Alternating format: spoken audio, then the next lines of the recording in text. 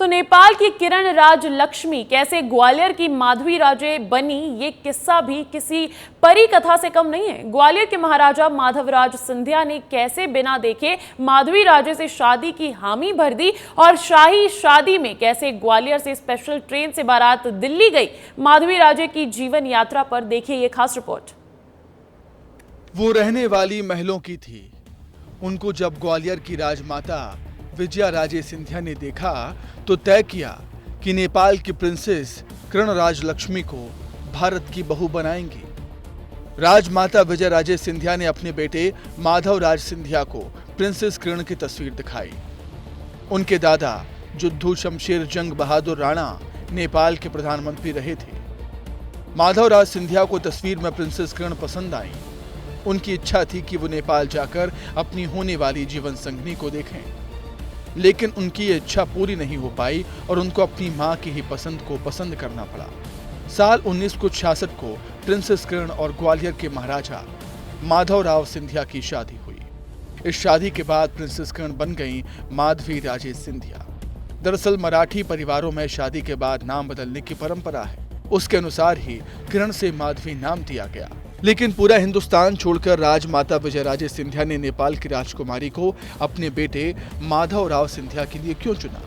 दरअसल विजया राजे सिंधिया के परिजन भी नेपाल से ही थे, इसलिए वो चाहती थी कि उनकी बहू भी नेपाल से ही हो। इसलिए प्रिंसेस किरण से शादी करवाई गई। खास बात यह थी कि शादी ना ही नेपाल से ना ही ग्वालियर से रखी गई, बल्कि उसके लिए दिल्ली का चयन किया। दरअसल उस वक्त राजमाता विजया राजे सिंधिया का राजनीति में अच्छा खासा दखल था, इसलिए वो चाहती थी कि सभी बड़े नेता बेटे की शादी में आए। शादी के लिए ग्वालियर से दिल्ली तक स्पेशल ट्रेन चलाई गई ताकि आम लोग ही नहीं बल्कि इस ट्रेन में सवार होकर राज परिवार के लोग दिल्ली पहुंच सकें। भव्य जश्न के बीच माधवी राजे सिंधिया परिवार की इकलौती बहू बनी। शादी के 1 साल बाद ही उनकी पहली संतान चित्रांगदा राजे का जन्म हुआ। साल 1971 में माधवी और माधव राव की दूसरी संतान यानी ज्योतिरादित्य सिंधिया का जन्म हुआ। जो राजमाता जी का जिनका निधन हुआ है वो काफ़ी उन्होंने राजनीति के उतार चढ़ाव बहुत पास में से देखे, इसलिए कि उनके पति के ऊपर हवाला का आरोप लगा था। उस दौरान उन्होंने कांग्रेस छोड़ के एक अलग पार्टी ज्वाइन की थी, अलग पार्टी शुरू करी थी, मध्य प्रदेश विकास कांग्रेस, और उससे वो चुनाव भी ग्वालियर से लड़े, जिसके लिए देश भर के लोग, बड़े बड़े नेता वहाँ पर आए, चिदम्बरम से लेके बड़े लोग। तो ये जो उतार चढ़ाव थे वे राजनीति के, वो निश्चित रूप से माधवराव जी की धर्मपत्नी के रूप में उन्होंने बहुत पास से देखे। माधवी और माधव राव की जिंदगी में सब कुछ अच्छा चल रहा था।